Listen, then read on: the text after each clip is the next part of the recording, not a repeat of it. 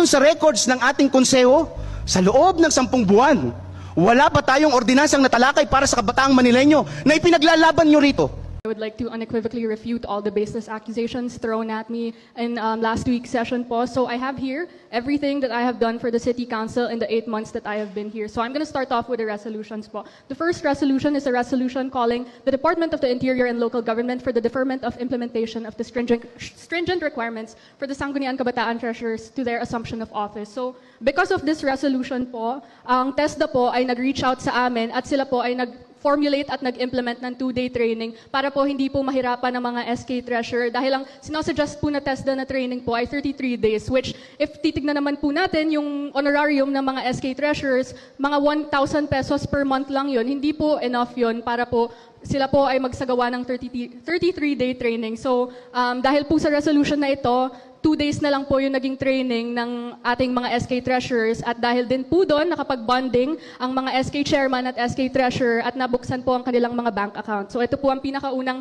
crucial na resolution na ginawa ko po para sa 12th City Council po ng lungsod ng Maynila.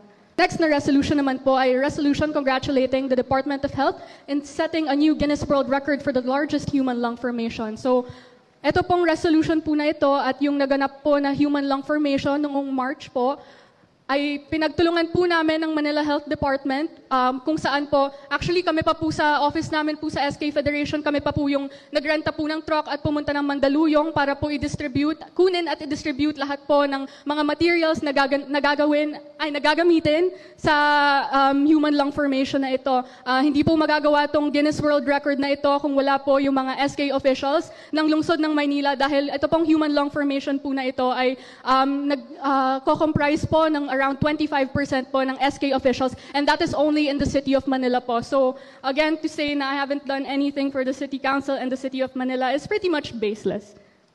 Ang pangalawang resolution naman po na aking ginawa is a resolution concurring with the 3-year Local Youth Development Plan for 2024 to 2026 as adopted and approved by the Local Youth Development Council of the City of Manila. Your Honor, ako po ang pinakaunang SK Federation President sa lungsod ng Maynila na gumawa po ng 3-year Local Youth Development Plan in the city. Ito pong Local Youth Development Plan na ito po ang Local Youth Development Plan po natin. Ito po ay pinagpuyatan po namin ng Manila Youth Development Council. So, ang pagsasaad po at pagsasabi na wala po akong nagawa para sa konsehong ito at para sa kabataan po ng lungsod ng Maynila ay nakakabastos hindi lamang po sa akin, nakakabastos po ito sa SK Federation, pati na rin po sa Manila Youth Development Council na binubuo po ng iba't ibang youth organizations at youth-serving organizations.